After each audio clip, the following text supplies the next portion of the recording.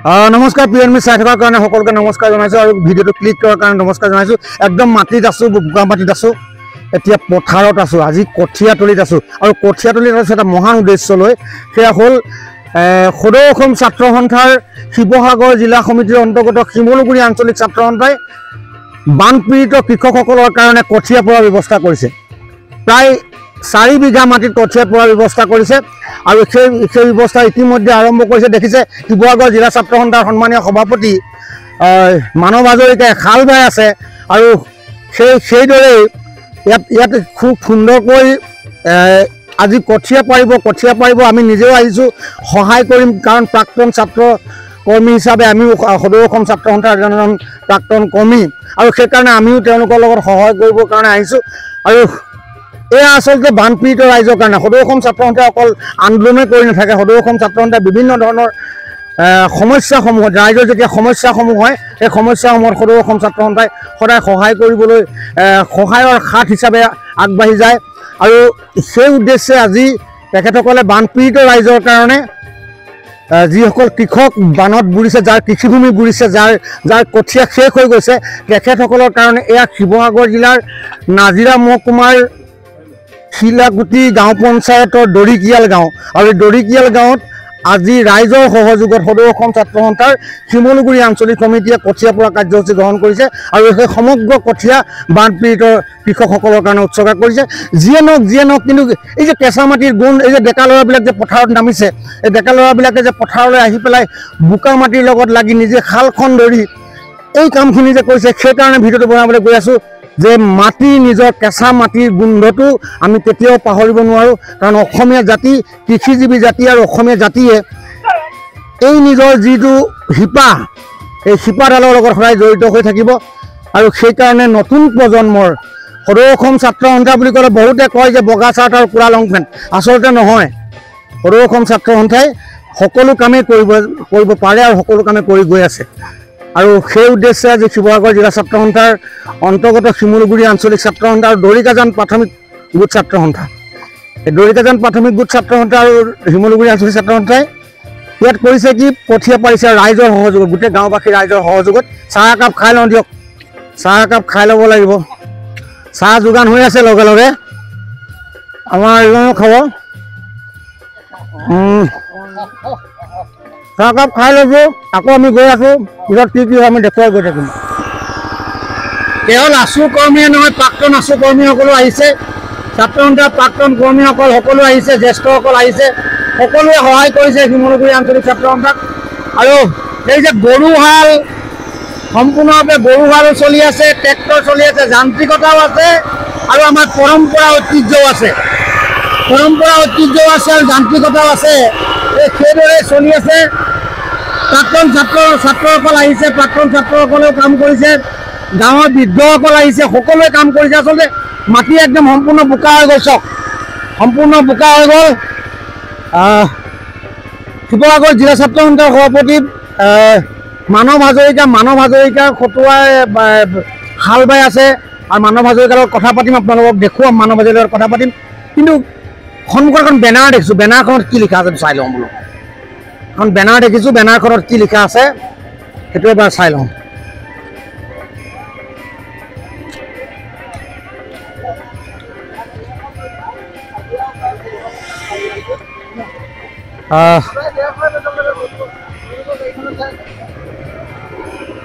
এইখন বেনাৰ শিমলুগুৰি আঞ্চলিক ছাত্ৰ সন্থাৰ উদ্যোগত বানাক্ৰান্ত কৃষকৰ সুবিধাৰ্থে কঠীয়া সিঁচা কাৰ্যসূচী। অলপ আগতে মই কৈ অহা কথাখিনি এয়াই আৰু প্ৰায় 2 কুইণ্টেলমান ধানৰ কঠীয়া সিঁচিব। আজি 1 কুইণ্টেল সিঁচিব আৰু পিছত আকৌ 1 কুইণ্টেল সিঁচিব। আচলতে মাটি কম হোৱাৰ কাৰণে যিমানখিনি পাৰে তেওঁলোকে, যিমানখিনি মাটি আছিলে সেই মাটিতে তেওঁলোকে চেষ্টা কৰিছে আৰু সেইমতে তেওঁলোকে কঠীয়া সিঁচিবলৈ চেষ্টা কৰিছে। বলক আমি ভিডিঅ'টোৰ পিছত কি হয় চাই গৈ থাকোঁ। স্বনামধন্য মহেন্দ্ৰ হাজৰিকা দেৱে এটা গান লিখিছিলে যে শাওণৰ পথাৰত ৰ'দে পুৰা দুপৰীয়া গৰমত অকলেৰে ৰুইছিলা যেন পাছফালৰে পথাৰত আজি সেই পৰিৱেশ নাই প্ৰাকৃতিক দুৰ্যোগৰ ফলত উৎসৱমুখৰ পৰিৱেশ খেতিপথাৰৰ সৃষ্টি হৈছে গ্ৰাম্য অঞ্চলত কিন্তু বান বিধ্বস্ত ৰাইজে খেতিপথাৰৰ বাদ দি এতিয়াও ৰাজপথত থাকিবলগীয়া হৈছে তেনেকুৱা এটা পৰিৱেশত শিমলুগুৰি আঞ্চলিক ছাত্ৰ সন্থাই বিশেষ উদ্যোগ লৈ পেলাই দৰিকিয়াল গাঁৱৰ ৰাইজৰ সহযোগত বানপীড়িত ৰাইজৰ কিছু সকাহ দিবৰ কাৰণে আমি ৰাজহুৱাভাৱে কঠীয়া পাৰিছোঁ আৰু এই কঠীয়াৰ জৰিয়তে তেওঁলোকে ঘৰলৈ যেতিয়া পানী শুকাব ঘৰলৈ যেতিয়া ঘূৰি যাব পথাৰত যেতিয়া নামিবৰ কাৰণে চেষ্টা কৰিব তেতিয়া তেওঁলোকৰ হাতত কঠীয়া নাইকিয়া হ'ব আমি ভাবিছোঁ পাৰ্য মানে যিমান পাৰোঁ কঠীয়া মুঠি দিব কাৰণে আমি চেষ্টা কৰিম যিহেতু 9 মুঠি খাব পৰাকৈ তেওঁলোকে এতিয়া বহু অঞ্চল পানীৰ তলত আছে পৰিৱেশ অতিকে দুৰ্যোগপূৰ্ণ অৱস্থাত ৰাইজ আছে ৰাইজে নিজৰ ঘৰখনলৈ এতিয়ালৈকে ঘূৰি যাব পৰা নাই ফলত ৰাস্তাৰ ওপৰত এতিয়া আছে তেওঁলোকে যিটো সময়ত উৎসৱমুখৰ এটা পৰিৱেশ সৃষ্টি কৰি গাঁৱে গাঁৱে পথাৰত নভূই হয় এইটো এটা বহাগৰ পিছতে এইটো এটা কৃষি উৎসৱ হিচাপে মানুহে লৈ পেলাই তেওঁলোকে কাম কৰে কিন্তু প্ৰাকৃতিক দুৰ্যোগৰ ফলত বানপীড়িত ৰাইজে পথাৰলৈ যোৱাৰ পৰিৱেশ অহা নাই আমি ভাবোঁ তেওঁলোক যেতিয়া যাব পাৰিব আৰু খুব কম সময়ৰ ভিতৰতে পানী শুকাইছে লাহে লাহে তেওঁলোকে পথাৰলৈ যাব পাৰিব পথাৰলৈ গৈ পেলাই তেওঁলোকে যেতিয়া ধান মুঠি ৰুবৰ কাৰণে বা 9 মুঠি খাবৰ কাৰণে যেতিয়া তেওঁলোকে পথাৰত খেতি কৰিবলৈ যাব তেতিয়া আমি আঞ্চলিক ছাত্ৰ সন্থা আৰু ৰাইজৰ সহযোগত আয়োজন কৰা ৰাজহুৱা কঠীয়া আমি পাৰ্য মানে বিতৰণ কৰিবৰ কাৰণে চেষ্টা কৰিম আমি ইয়াৰ মাত্ৰ এটা ক্ষুদ্ৰ প্ৰয়াস ৰাইজে সহযোগিতা আগবঢ়াইছে আৰু ছাত্ৰ সন্থাক বিভিন্ন সময়ত ৰাইজে কেতিয়াবা সমালোচকসকলে সমালোচনা কৰে গঠনমূলক সমালোচনা নকৰি তেওঁলোকে মাত্ৰ সমালোচনা কৰে যে ছাত্ৰ সন্থাই অকল ৰাজপথত আন্দোলন কৰে আমি তেনেকুৱা ধৰণৰ নহয় সমগ্ৰ অসমৰ প্ৰত্যেকখন আঞ্চলিক মহকুমা জিলাই বানপীড়িত ৰাইজৰ ওচৰত থিয় দি সাৰথী হিচাপে বিভিন্ন তেওঁলোকক সহযোগিতা আগবঢ়াইছে আমিও আজি আঞ্চলিক ছাত্ৰ সন্থাই ইয়াত কঠীয়া বিতৰণ কৰিবৰ কাৰণে আজি এই ব্যৱস্থাটো আমি অব্যাহত ৰাখিছোঁ আহি থকা দিনত ৰাইজৰ পক্ষত থাকি ৰাইজে যি সমস্যা সমাধান কৰিবৰ কাৰণে সদায় ছাত্ৰ সন্থা অতন্ত্ৰ প্ৰহৰী হিচাপে থিয় থাকিবৰ কাৰণে আমি প্ৰত্যেকজন ছাত্ৰ সন্থা কৰ্মী প্ৰস্তুত হৈ আছোঁ নাই ইয়াতে কোনো ধৰণৰ এনেকুৱা ধৰণৰ ব্যৱস্থা নাথাকে সম্পূৰ্ণ বিনামূলীয়া হ'ব আৰু ৰাইজে যেনেকৈ পাৰে আমি সকলো ৰাইজকে কঠীয়া যোগান ধৰাটো সম্ভৱ নহয় আমি যিমান পাৰোঁ বানপীড়িত অচল অৰ্থত যিসকলে বানপীড়িত ৰাইজে প্ৰতিও আমাৰ আহ্বান তেওঁলোকে মিছা আশ্ৰয় নলয় সঠিক যিসকলে বানত বিধ্বস্ত হৈছে তেওঁলোকৰ খেতিয়কসকলে আহি পেলাই ইয়াত কঠীয়া নিবৰ কাৰণে তেওঁলোকক আহ্বান জনাইছোঁ আপোনালোকৰ মাধ্যমৰ জৰিয়তে আমি কাৰণ ঘৰে ঘৰে গৈ পেলাই কঠীয়া দিয়াটো সম্ভৱ নহ'ব তেওঁলোকে ৰাজহুৱা স্বাৰ্থত কৃষক প্ৰধান অঞ্চলৰ ৰাইজৰ স্বাৰ্থত বান বিধ্বস্ত অঞ্চলৰ ৰাইজৰ স্বাৰ্থত তেওঁলোকে আহি পেলাই কঠীয়াটো ইয়াৰ পৰা লৈ যাবৰ কাৰণে আমি আহ্বান জনাইছোঁ আমাৰ ছাত্ৰ সন্থা কৰ্মকৰ্তাই যদি তেওঁলোকক নিবৰ কাৰণে গাড়ীও যদি প্ৰয়োজন হয় তেতিয়াহ'লে আমি সেইফালৰ পৰা ছাত্ৰ সন্থাই গাড়ীও যোগান ধৰিম যোগাযোগ আমাৰ ছাত্ৰ সন্থাৰ কাৰ্যালয়ত কৰিলে হ'ব আমি ফোন নম্বৰটো দি দিম ইতিমধ্যে শিমলুগুৰি আঞ্চলিক ছাত্ৰ সন্থাৰ শ্বহীদ ভৱন সকলোৱে জানে ৰাইজৰ অনুষ্ঠান তাতে গৈ পেলাই যোগাযোগ কৰিলেও আপোনালোকে কঠীয়াটো দিব পাৰিব আৰু আপোনালোকৰ লগতো যদি যোগাযোগ কৰে তেতিয়াহ'লে আপোনালোকেও এই কথাটো অৱগত কৰিব পাৰিব এতিয়া ছয়লাহী আমি কঠীয়া ব্যৱহাৰ কৰিছোঁ আৰু সম্পূৰ্ণ বিজ্ঞানসন্মতভাৱে কৃষি বিষয়াৰ জৰিয়তে তেওঁলোকে আমাক বাছনি কৰি দিছে যে এই কঠীয়াটো 60 দিনৰ ভিতৰত যদি হয় তেতিয়াহ'লে ধান খেতিৰ কাৰণে উপযোগী হ'ব সেইকাৰণে আমি এই স্বাগতে চৰাইদেউ কৃষি বিভাগক আন্তৰিকভাৱে ধন্যবাদ দিছোঁ তেওঁলোকে সহযোগ কৰিছে তেওঁলোকে বীজ দিছে আমাক আমাৰ যিবিলাক ধান আছে থলুৱা ধানবিলাকে এতিয়া যদি দিয়া কঠীয়াটো হ'ব কিন্তু সময়ত ধান নহ'ব বুলি কৃষি বিভাগে আমাক জনোৱাৰ ফলত আমি তেওঁলোকৰ পৰা ধান বীজ আনি পেলাই আমি সঁচা অৰ্থত ৰাইজৰ কৃষকসকলৰ উপকাৰ হ'ব পৰাকৈ আমি বিজ্ঞানসন্মতভাৱে এই খেতিটো কৰিছোঁ যান্ত্ৰিকতাৰ সময়ত আপোনাৰ হাতত গৰুহাল দেখিছোঁ এই গৰুহাল নিশ্চয় হেৰাই যোৱা নাই এতিয়া দুইকাল কাৰণ আছে দুই এঘৰত সেইটো কিন্তু বৰ ভাল লক্ষণ গৰুহাল হেৰাই যাবলৈ দিয়া নাই এইটোতো অসমীয়া জাতিটোৰ ইতিহাসটো ধৰি ৰাখিব বিচাৰে কিন্তু কিছুমান যান্ত্ৰিকতাৰ পৰিৱেশৰ মাজত কিছুমান বস্তু হেৰাই গৈছে কিন্তু এই অঞ্চল ৰাইজ যথেষ্ট কৃষিৰ লগত জড়িত সেইকাৰণে তেওঁলোকৰ প্ৰায় ঘৰতে গৰু আছে হালোৱা গৰুহালো আছে আৰু তেওঁলোকে হালোৱা গৰুৰ জৰিয়তে গোটেই বছৰটোলৈ খেতি পথাৰ কৰি পেলাই আৰ্থিকভাৱে তেওঁলোকে সচ্ছল হ'ব পৰা এটা ব্যৱস্থা এতিয়া পৰ্যন্ত ধৰি ৰাখিছে তাৰ বাবে মই কৃষক ৰাইজক ধন্যবাদ জনাইছোঁ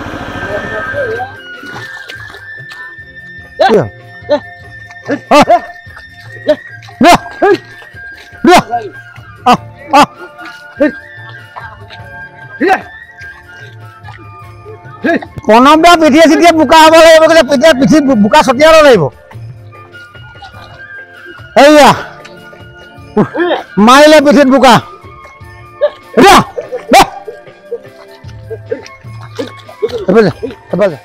পুৰা এইবিলাক আচলতে আমি চুয়ে নাপাওঁ কেতিয়াবা বহুত বছৰ তথাপি ইয়ালৈ আহিলে এইখিনি মন যায় কৰিবলৈ অবিন কি হ'ব এতিয়া কথাটো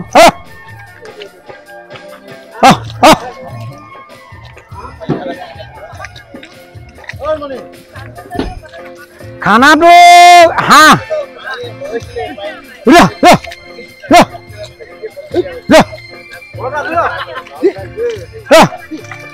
হাঁহ তিনিটা হাঁহ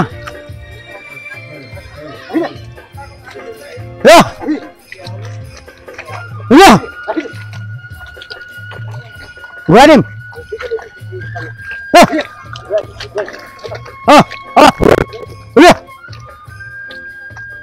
এই বিলটো ক'লৈ লৈ আছ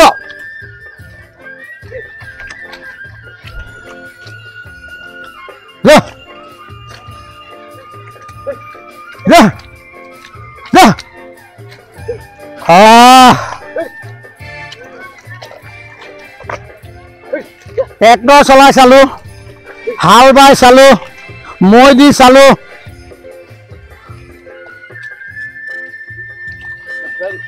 ঘূৰাই দিওঁ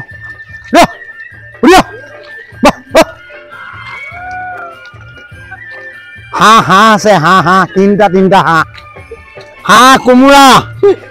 হ'ব দে লওক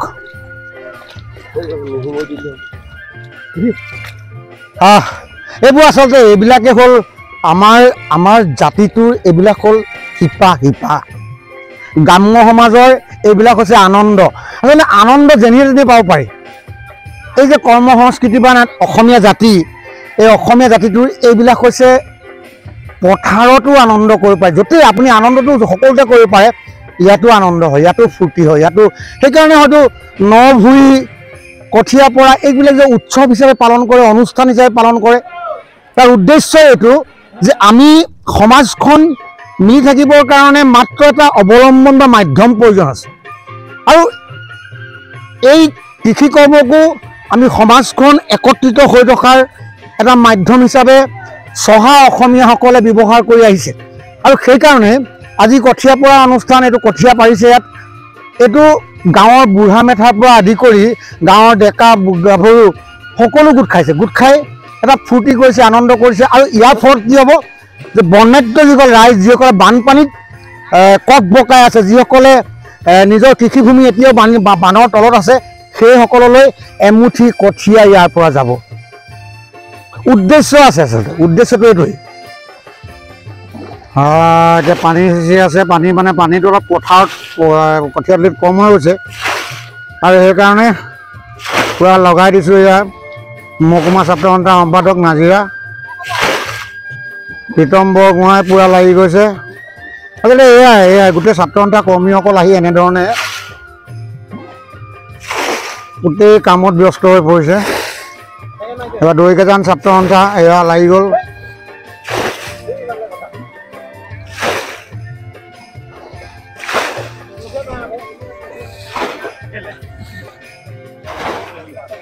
এইবোৰ মানে কঠীয়াতলিত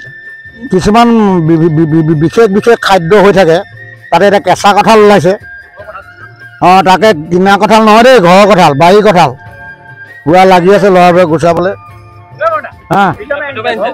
প্ৰীতমে আনিছে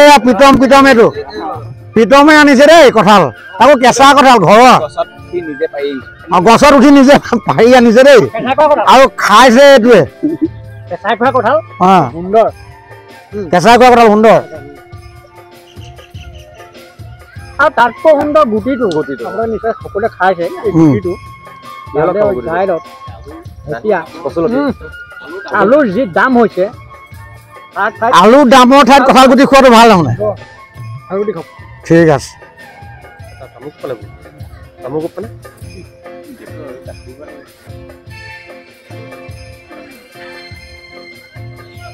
পুৰা খোৱা আয়োজন চলি আছে একদম পুৰা আমাৰ জিতুমণিয়ে বনাইছে আজিটো মানে ভাল বনাই আচলতে হাঁহ হ'ব হাঁহ হাঁহ হাঁহ কোমোৰা এইফালে পাচলি কাটি আছে ৰঙালাও ৰঙালাওটো লাবৰা হ'ব নেকি ভাজি হ'ব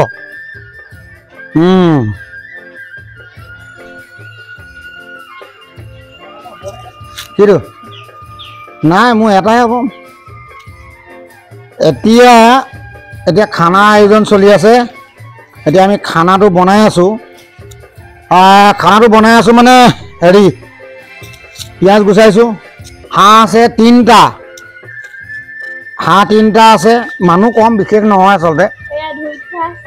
অঁ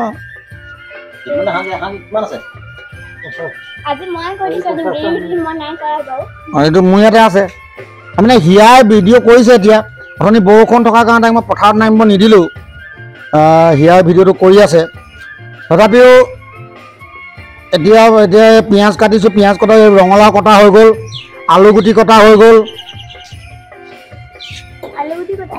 এইবোৰ আলুগুটি কি এইবোৰ কাটিব লাগিব গুচাই লোৱা হৈছে অঁ চব কাটিম এয়া খুৰা কাটি আছে ন বিলাহী আচ্ছা এইটো ৰঙালাও আলুগুটি আৰু এইটো কি বেলেগ ভাজি হ'ব নেকি মটৰ এইটো দেহাৰ অৱস্থাটো চাবলৈ কৈছে চাই লওক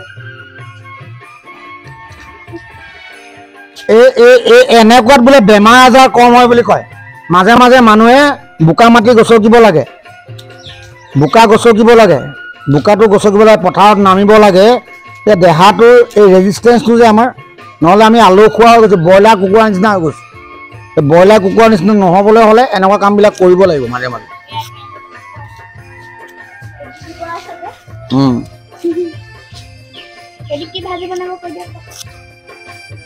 এইটো আলু পিঁয়াজ যে কাটিছোঁ ইয়াৰ লগত কোমোৰা দিম কোমোৰা দি পেলাই হাঁহ সেইবোৰ হাঁহ দেখিছে নাই কেনেকৈ চৰি আছে হাঁহ এই সিমানখিনি হাঁহ নাযায় ইয়াৰ পৰা নাযায় বেলেগ আনিছে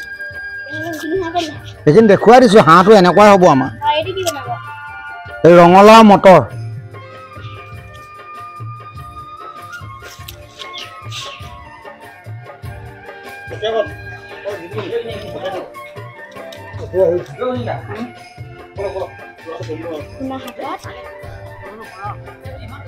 বোকাত ঘূৰি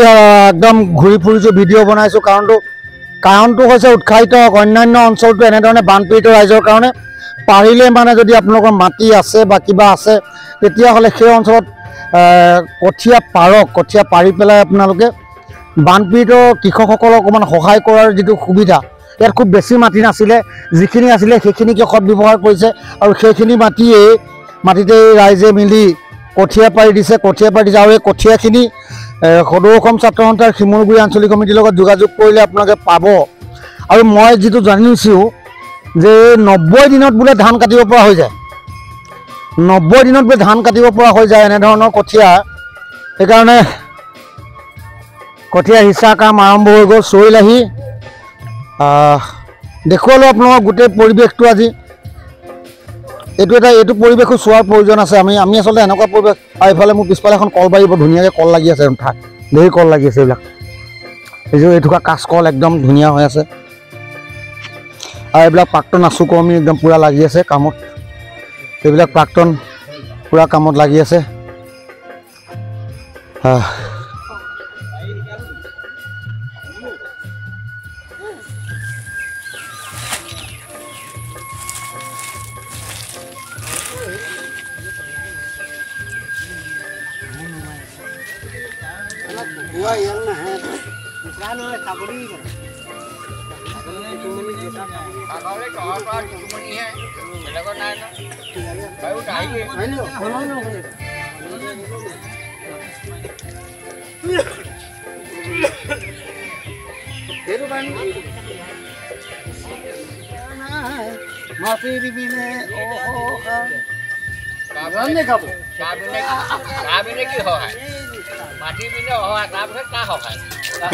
অজন্ত কি কৰিছ তই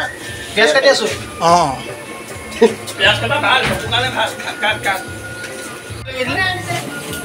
বৰকোলা এই মানুহ কাপোৰ মাৰি থৈ দিব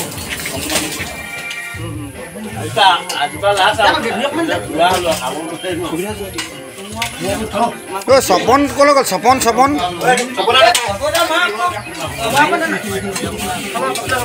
মানুহবোৰ বৰ আকৌ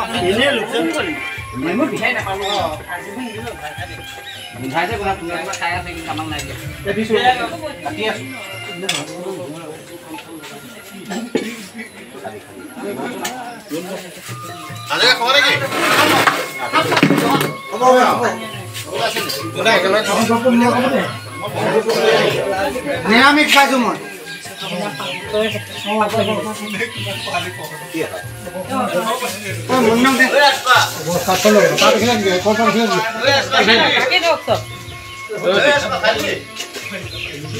অকল পাপাকহে মাৰিছা ন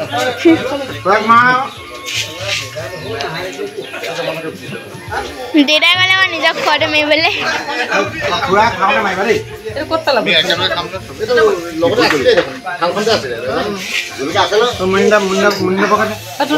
জলকীয়া লাগে বা ভোট জলকীয়া মুণ্ডটা কি খাব আমি সৰ্বপক্ষ সুদাখনত আপোনাৰ চলে মোৰ চলে বাৰটো মোৰ দেওবাৰ দিন আমাৰ দেউতা আজি দেওবাৰ দিনটো ভাত দিব কিবা কিবি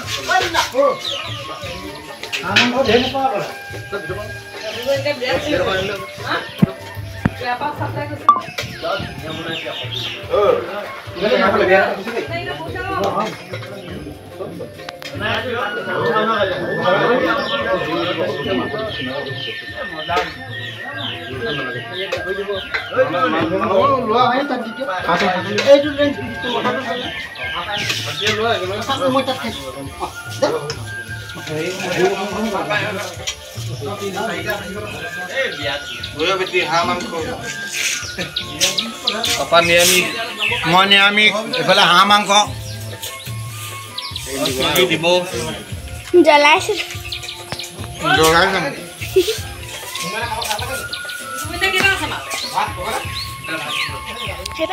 ভিডিঅ'টো শেষ কৰিবলৈ গৈ আছোঁ ভাত খাই কৰিম সুন্দৰ এটা অনুষ্ঠান দেখুৱালোঁ কাৰ্যসূচী এটা দেখুৱালোঁ আপোনালোক ইয়াৰ মূলতে হ'ল মই এটা কথা ক'ব বিচাৰিছোঁ যে আপোনালোকৰ অঞ্চলত যদি ক'ৰবাত কেনেবাকৈ এনে ধৰণৰ মাটি আছে যিবিলাক জেগাত বানপানী হোৱা নাই আপোনালোকেও এই যি আজি শিমলুগুৰি আঞ্চলিক ছাত্ৰসন্থা বা শিৱসাগৰ জিলা ছাত্ৰসন্থাই যি কাৰ্যসূচী গ্ৰহণ কৰিলে তেনে কাৰ্যসূচী গ্ৰহণ কৰিব পাৰে আচলতে এইবিলাক ক'ব নোৱাৰাকৈ আপুনি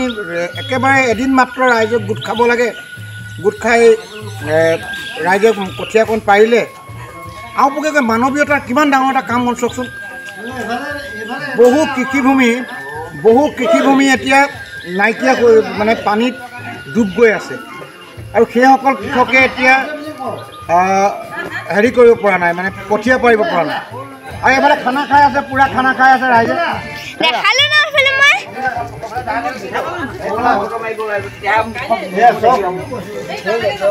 চবে খাই আছে ধুনীয়াকৈ খাই আছে ৰাইজে কাম ক'বলগীয়া চবে কথা পাতি আছে তাৰ মাজতে মই কথাখিনি কৈ আছোঁ যে এই যে কৃষিভূমি মানুহৰ নাইকিয়া হৈছে পানীত ডুব গৈ আছে সেই মানুহখিনিক সহায় কৰিবৰ কাৰণে সেই মানুহখিনিক অকণমান সকাহ দিবৰ কাৰণে আপুনি মই মাত্ৰ মাহটোত এটা দিন বা দুটা দিন খৰচ কৰিব লাগে আৰু গাঁওখনত যদি ক'ৰবাত চন পৰা মাটি আছে সেই মাটিখিনিত আমি কঠীয়া পাৰি থ'ব লাগে আৰু তেখেতসকলে নিজেই লৈ যাবহি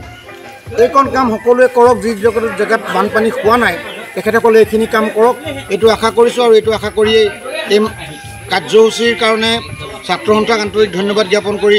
ভিডিঅ'টো আজিলৈ ইমানটা সামৰণি মাৰিছোঁ ধন্যবাদ।